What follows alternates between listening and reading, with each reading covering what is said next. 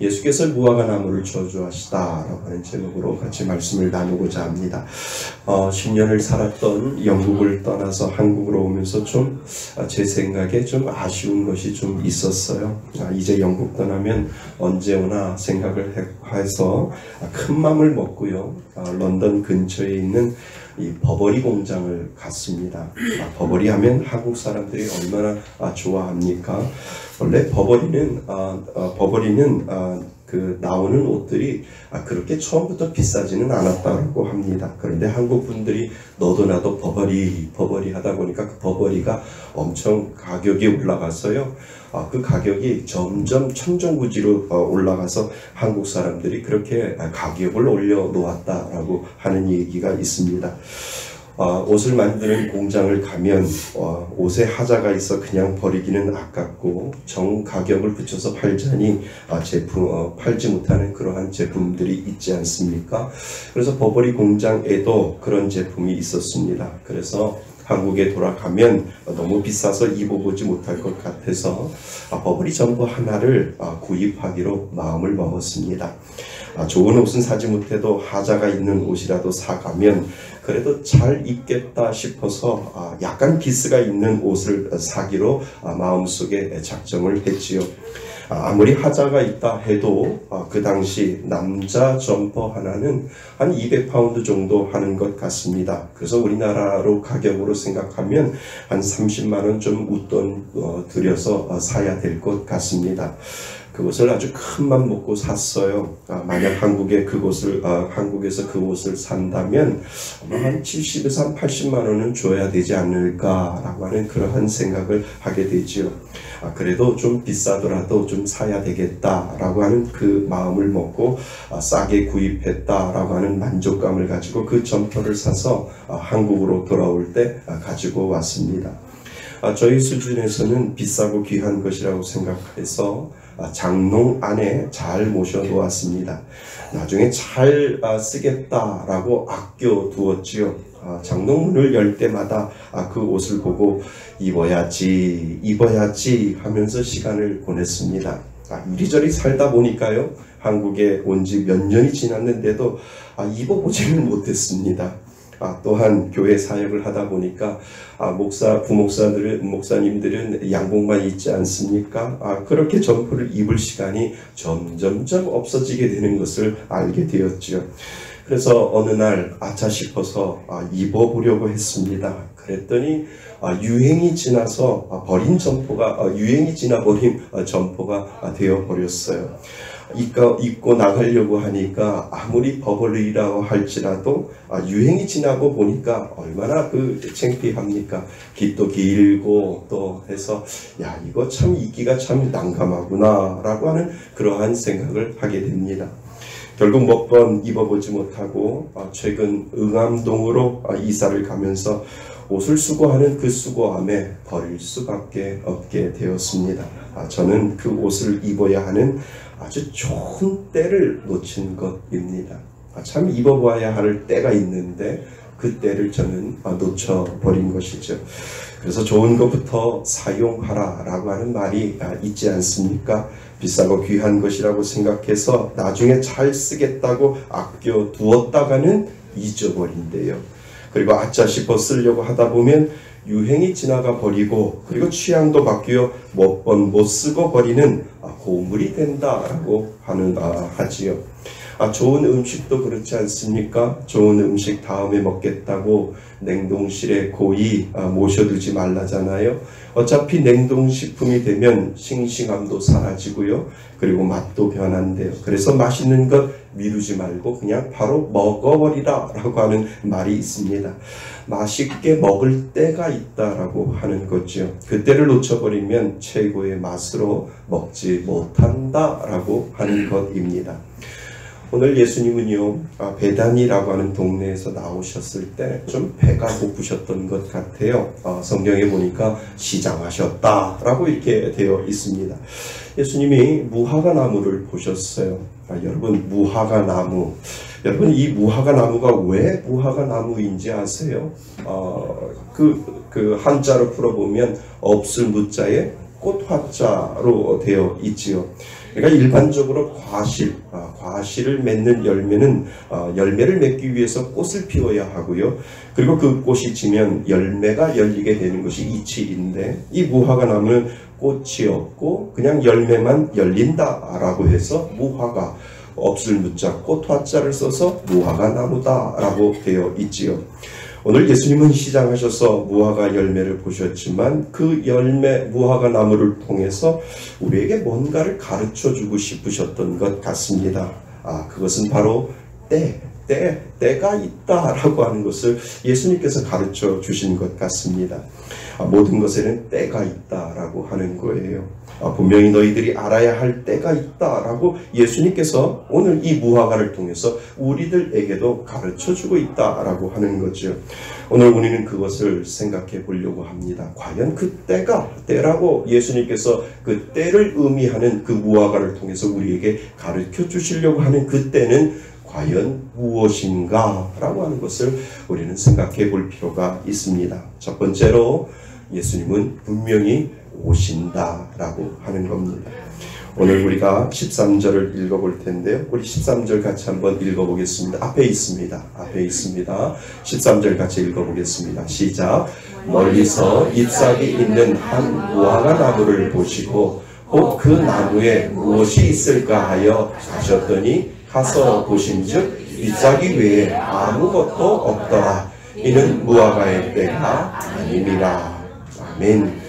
마가복음 11장 13절에 그렇게 되어 있습니다. 그러니까 이 13절 말씀에 보면은요, 우리는 의미 있는 부분을 찾아볼 수가 있습니다. 예수님이 시장하셨어요. 무화과 나무를 보셨어요. 예수님이 멀리서 그 무화과 나무를 보시고 잎사귀가 있는 아주 무성한 무화과 나무를 보시고 나무에 무엇이 있나 보려고 예수님께서 어떻게 하셨어요? 가셔 보셨다라고 하는 것을 우리는 좀 의미 있게 볼 필요가 있다라고 하는 거죠. 시장하신 예수님이 그 나무에 가서 무엇이라도 있기를 원하셨던 것 같아요. 왜냐하면 잎이 무성하니까 그곳에 가면 무엇인가 있겠지라고 생각하면서 예수님이 먼 거리에 있다가 가까이 그 무화과 나무로 지나가시는 것을 우리는 생각해 볼 수가 있습니다. 잎이 무성하니 뭔가 있어 보였어요. 아니 있을 것 같았어요. 있을 거라고 예수님께서 생각을 하셨던 것 같습니다. 그런데 문제는 뭐예요? 아무것도 없었다라고 하는 것을 우리들에게 보여주지요. 가지는 뻗어 있고 잎은 무성한데 예수님이 원하시는 열매가 없다라고 하는 거죠. 멀리서 보니까 뭔가 근사해 보이죠. 그런데 가까이 가서 보니까 아무것도 없는 것을 예수님은 발견하게 됩니다. 여러분, 멀리서 보는 것하고 가까이서 보는 것 다르지 않습니까? 멀리서 보는 것하고 가까이서 보는 것은 분명히 다릅니다. 멀리서 아무리 아름다워 보여도 멀리서 보는 것과 가까이서 보는 것은 우리는 다르다라는 것을 알게 됩니다. 대학생과 청년들을 데리고 유럽 선교여행을 간 적이 있습니다. 미니버스를 빌려서 차를 몰고 유럽을 돌면서 전도를 하는 선교 여행이었지요. 프랑스를 거쳐 알프스 산맥을 넘어 스위스로 차를 몰고 그 알프스 산맥을 넘어갔습니다. 그런데 정말 한동안 입을 다물지 못했어요. 달력에서 보았던 그 아름다운 사진 속의 풍경들이 지금 눈앞에 펼쳐진 것 같은 그러한 생각을 하게 되었죠. 얼마나 아름답습니까? 하늘도 그렇고 산도 그렇고 정말 그 산 밑에 있는 집들이 얼마나 아름다운지 앞을 봐도 달력이요, 옆을 봐도 달력이요, 뒤를 봐도 달력인 것처럼 달력에서만 봤던 그 아름다운 풍경들이 펼쳐지게 되니까 한동안 저와 청년들과 대학생들이 정말 말을 잇지 못할 정도로 입을 딱 벌리고 우와 하고 그 아름다운 풍경들을 보게 되었지요. 그러면서 생각하는 것이 저곳에서 사는 사람들은 참 행복하겠구나 라고 하는 그러한 생각을 하게 되었습니다. 저런 집에 들어가서 실제로 하루라도 살아보았으면 좋겠다 라고 하는 생각이 들었습니다. 그런데 기회가 왔어요. 우연히 한국분하고 결혼한 이 스위스 남자분을 만나서 자기 집이 하나가 비어있다라고 이야기를 하는 거죠. 방도 있으니까 하루 묵어 있다가 가라고 아주 친절하게 그 스위스 분이 저희들에게 호의를 베풀어 주었습니다. 얼마나 기대했겠어요. 이제 달력 속에 나오는 그런 집에서 정말 꿈같은 하루를 보낼 수 있겠구나 라고 하는 그러한 생각을 하게 되었죠. 마음속으로 정말 설레였습니다. 그런데 달력에서 본 것과는 너무나 다르다는 것을 알게 되었죠. 멀리서 본 것과 가까이에서 보는 것 너무 달랐어요. 꿈속에서나 볼 것 같은 그림 속의 그 집은 우리가 사는 것하고 다르지 않더라고요. 우리가 사는 것하고 똑같다라고 하는 것을 느끼게 됩니다. 집은 지저분하고요. 먼지는 쌓일 대로 쌓여 있고요.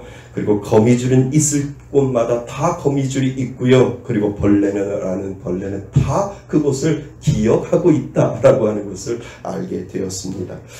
여러분 그때 생각했어요. 멀리서 보는 것과 가까이서 보는 것은 다르구나 라고 하는 것을 그때 알았습니다. 멀리서 보는 것과 가까이서 보는 것이 분명히 다르다라고 하는 것을 알게 되죠. 그러면서 예수님을 생각했습니다. 언젠가는 예수님도 저와 여러분을 가까이 보시기 위해 오시겠구나 라고 하는 그러한 생각을 하게 되는 겁니다. 예수님이 멀리서 보시다가 언젠가는 가까이 오시겠구나 라고 하는 생각을 하다 보니까 제 마음속에 긴장감이 돌기 시작을 했다는 겁니다. 여러분 멀리 계시다가 가까이 오신다 라고 하는 의미는 분명히 예수님이 저와 여러분들에게도 오신다라고 하는 것입니다. 오셔서 저와 여러분들을 보신다라고 하는 것이죠. 여러분 어쩌면 겉은 무성한 것 같지만 그 안에 어떤 열매도 보이지 않는다면 우리의 삶은 예수님이 그것을 보시고 우리들의 삶을 평가하신다라고 한다면 우리들의 인생은 아무 소용이 없다라고 하는 것을 알게 될 것입니다. 예수님이 이 땅에 오시면 분명히 드러나요. 무성한 가지만 있는지 아니면 그 안에 열매가 있는지 분명히 드러날 때가 있다라고 하는 거예요. 왜요? 예수님은 분명히 오신다라고 하는 사실을 우리들에게 가르쳐 주셨기 때문에 그렇습니다. 그래서 예수님이 내게 다가오시기 전에 우리는 우리 자신을 날마다 결단해야 한다는 것이죠. 뭔가 예수님이 가까이 오시면 뭔가 보여드려야 하는데 보여드릴 것이 없다면 우리들의 인생은 아무 소용이 없다라고 하는 것을 우리는 알게 됩니다. 여러분 예수님이 보러 오실 때 보여드릴 수 있는 것이 있기를 바랍니다. 그것이 바로 예수님 앞에 부끄럼 없이 사는 것이죠. 그것이 참으로 우리들의 인생에 얼마나 중요해요. 언젠가는 분명히 예수님이 오실 텐데 내가 그 예수님에게 무성한 가지만 보이고 정말 정작 보여드릴 열매가 없다라고 한다면 우리들의 인생은 헛산 것과 같다라고 하는 겁니다. 예수님은 분명히 저와 여러분들에게 오시는 줄 믿습니다. 보여드릴 것을 준비하고 그 열매를 생각하면서 오늘도 열심히 최선을 다하여 오늘이 가기 전에 예수님을 향해 내가 보여드릴 것 분명히 있어야지 라고 하는 그 마음으로 산다는 것, 그것만큼 중요한 것이 없는 줄 믿습니다. 사랑하는 성도 여러분, 마음으로 열심을 다하여 정말 예수님 앞에, 예수님이 언제 오실지 모르지만 예수님이 오시면 그 예수님 앞에 내가 보여드릴 열매가 있어야 된다라고 하는 사실을 오늘도 꼭 기억하실 수 있기를 바랍니다. 둘째는요, 예수님이 그때를 정하셨다라고 하는 겁니다. 우리가 읽었던 13절 말씀을 다시 한번 보시죠. 13절 말씀 하반절에 보면 뭐라고 되어 있습니까? 아무것도 없었더라. 이는 무화과의 뭐가요? 때가 아니다 라고 우리들에게 이야기를 하고 있습니다. 그러니까 예수님이 말씀하셨어요. 열매 없는 것을 보시고 예수님께서 분명히 말씀하셨는데 뭐라고 말씀하셨냐 하면 이는 무화과의 때가 아니다 라고 예수님께서 말씀하셨다는 겁니다. 여러분 이것은 무엇을 의미할까요? 예수님이 마침내 무화과 나무의 열매를 원하셨는데 열매가 없었어요. 그리고 무화과의 때가 아니라고 예수님께서 말씀하신 이유는 예수님이 오시는데 그 때도 누가 정하셔요? 예수님이 정하신다라고 하는 겁니다. 예수님이 언젠가는 보시기 위하여 오시는데 그때를 예수님이 정하신다라고 하는 것을 우리들에게 가르쳐주고 있습니다. 내가 그때를 정하는 것이 아니라 그때를 예수님이 정하신대요. 그래서 언제 오실지 모르니까 준비하며 우리는 기다릴 수밖에 없다라고 하는 답이 그 안에 나오게 되는 거죠. 그래서 여기에서 약간의 긴장도 우리에게 필요하다라고 하는 것을 가르쳐 주지요. 살면서 긴장하는 거 다 싫어하잖아요. 그런데 예수님께서 정하시고 그때를 정하시고 예수님이 오신다. 내가 정하는 때에 예수님이 오시는 것이 아니라 예수님이 정한 때에 분명히 오신다라고 한다라고 하는 그 사실은 우리들 안에 오늘도 살아갈 때 긴장할 수밖에 없도록 우리를 그렇게 만들어 놓으셨다라고 하는 거죠. 그러니까 예수님이 그때를 정하셨다라고 하는 사실을 여러분 인정하실 수 있기를 바랍니다. 여러분 우리가 준비되면 오실까요? 아니에요. 그거와 상관없이 예수님은 그때를 말하시고 우리가 준비되었던 준비되었지 아니했던 그것하고 상관없이 예수님께서 때를 정하시고 저와 여러분들에게 각자에게 오신다라고 하는 사실을 오늘도 기억하실 수 있기를 바랍니다. 그래서 내일은 없다라고 이야기를 해요. 오늘 나에게 주어진 그 삶을 정말 최선을 다하여 살아갈 때 우리가 할 수 있는 최선의 노력이 바로 오늘이다라고 하는 겁니다. 금요일 날도 설교 때 말씀드렸는데 저희 교회 주차장에 교회 현수막을 달아 놓았습니다. 무슨 문구가 걸려 있는지 아세요? 오늘도 지나가고 있네요. 오늘 집에 가시기 전에 현수막을 아직 안 보셨으면 한번 보셨으면 좋겠습니다. 오늘도 지나가고 있네요 라고 하는 문구를 현수막을 달아서 주차장 쪽에 달아 놓았습니다. 그것은 참 많은 것을 우리들에게 생각하게 하지 않습니까?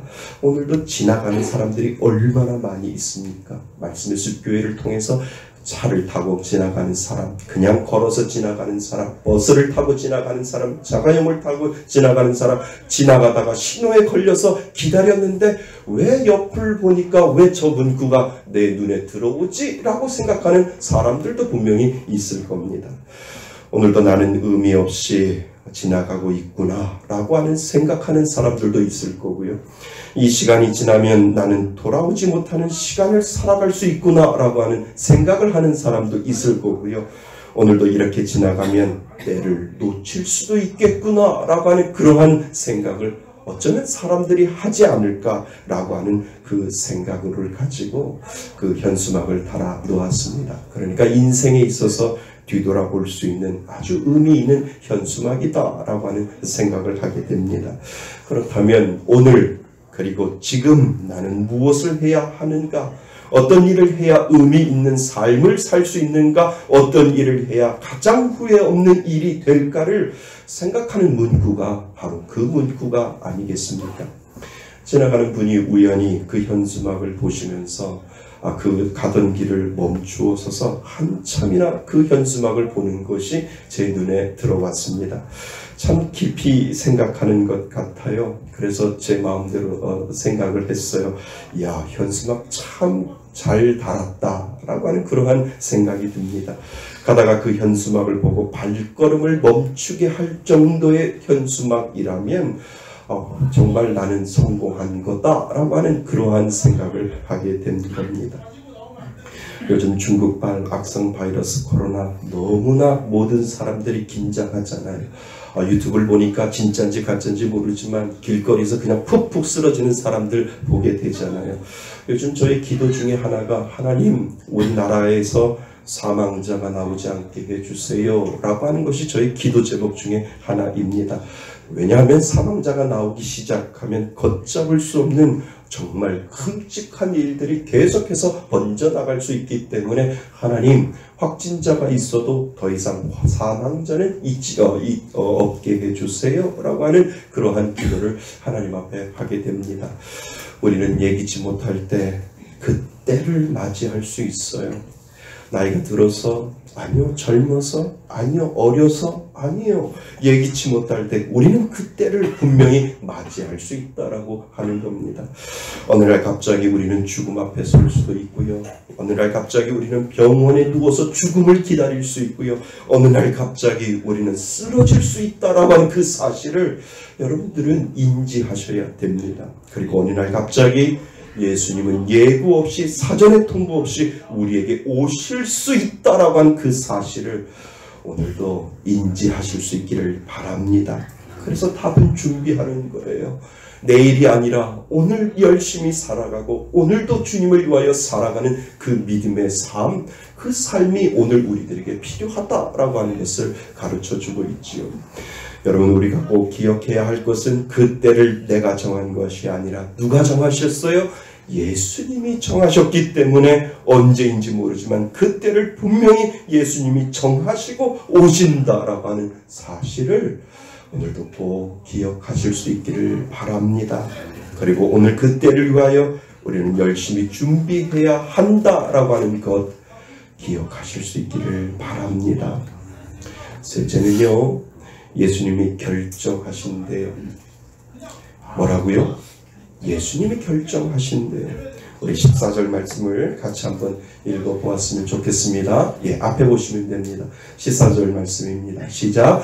예수께서 나무에게 말씀하여 이르시되 이제부터 영원토록 사람이 내게서 열매를 따먹지 못하리라 하시니 제자들이 이를 듣더라.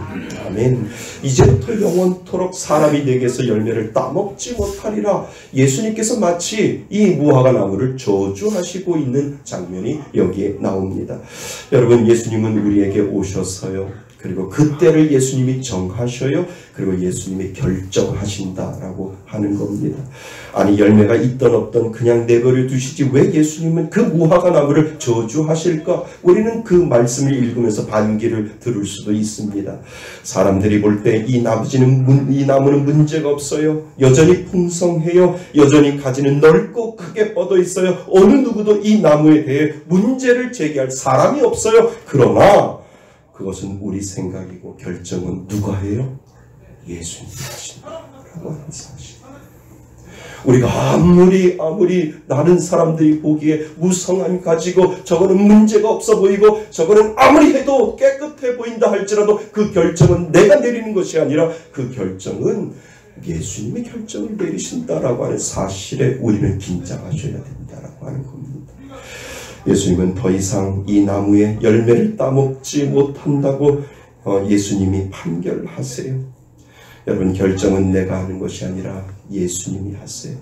예수님이 오셔서 그때를 정하시고 그리고 결정을 내리세요. 그리고 그 결정은 저와 여러분을 향한 심판일 수 있고 그 결정은 마지막 판결일 수 있다라고 하는 사실을 오늘도 기억하실 수 있기를 바랍니다. 그런데 문제는 그 결정을 피해갈 수 있는 사람은 이 자리에 한 명도 없다라고 하는 거예요. 예수님이 저와 여러분들을 결정하실 때 너는 옳은 일을 했고 너는 정말 영원한 생명을 얻을 수 있다라고 최종적으로 결정을 내리시는 분은 바로 우리가 아니라 예수님이시다라고 하는 사실을 오늘도 꼭 기억하실 수 있기를 바랍니다. 이 자리에 한 명도 피해갈 사람이 없고 다 그 결정을 기다리는 사람, 그 사람이 바로 저와 여러분인 줄 믿습니다. 여러분, 예수님이 결정하신다는 말의 의미를 다른 쪽으로 생각해 보면 그 결정은 내게 있으니까 너는 오늘 그 결정을 내리는 나에게 붙어야만 산다라고 하는 의미가 그곳에 있습니다. 다른 사람이 결정하는 것이 아니라 모든 것을 예수님이 결정하시기 때문에 예수님께 붙어 있어야만 너는 살 수 있다라고 하는 의미가 분명히 거기에 있습니다. 모든 결정권은 예수님께 달려 있으니 너는 오늘 달라지지 아니하면 무화과 나무를 저주해서 다시는 열매를 먹지 못하게 했던 것처럼 예수님으로부터 마지막 결정 통보를 받을 수 있다라고 하는 사실을 오늘도 기억하셨으면 좋겠습니다. 그 결정을 받기 전에 너는 달라질 수 있고 그 결정을 받기 전에 너는 달라져야만 하고 그 결정권자인 예수님께 붙들려 사는 삶이 가장 행복한 삶이라고 오늘 예수님은 우리들에게 가르쳐주고 있습니다. 여러분, 믿지 않는 사람들은 말해요. 내 인생은 나의 것이라고, 그냥 놔두러 내버려 두라고, 내 인생은 나의 것, 내 마음대로 살 수 있게 좀 나 좀 가만히 뇌둬요 라고 이야기하는 사람, 믿지 않는 사람들은 그렇게 이야기하지요. 그런데 그럴 수 있어요. 그런데 마지막 결정권은 누구에게 있다고요? 예수님에게 있으니 기억하실 수 있기를 바랍니다. 그 결정권자를 생각하면 오늘도 그분께 꼭 붙들려 있어야만 된다라고 하는 답이 그곳에서 나오는 줄 믿습니다. 여러분, 그 결정권자를 오늘도 기억하며 사는 것, 그것이 바로 복인 줄 믿습니다. 나를 위해서 나의 삶에 내가 이 땅을 어떻게 살았는지 모르지만, 내가 이 땅을 어떻게 살아갈지 모르지만 그 결정권자를 생각하며 그 결정권자에게 붙들려 사는 것, 그것만큼 가장 큰 행복이다라고 하는 사실을 오늘도 기억하실 수 있기를 바랍니다. 사랑하는 성도 여러분, 저와 여러분에게는 때가 있습니다. 그 때를 놓치지 않기를 바랍니다. 예수님은 오세요. 아멘. 그리고 예수님은 각자에게 그 때를 정하셨어요. 아멘. 그리고 예수님은 저와 여러분을 어떻게 하실지 결정하신다는 것 기억하실 수 있기를 바랍니다. 여러분, 그 결정에 후회 없는 삶을 살기를 바랍니다. 언제라도 누구라도 피해갈 수 없는 그 결정에 예수님 앞에 온전히 후회 없이 살기를 바랍니다. 그리고 그분을 꼭 붙잡고 그 결정권자에게 붙들려 사는 것, 그것이 바로 행복인 줄 믿습니다. 아멘. 오늘도 주를 위하여 열심히 살겠다고 마음으로 다짐하며 무화과 나무를 통해서 우리에게 주시는 그 예수님의 그 교훈을 다시 한번 기억하실 수 있기를 바랍니다. 아멘. 그 은혜로 살아가는 저와 여러분이 되시기를 주님의 이름으로 축원드립니다.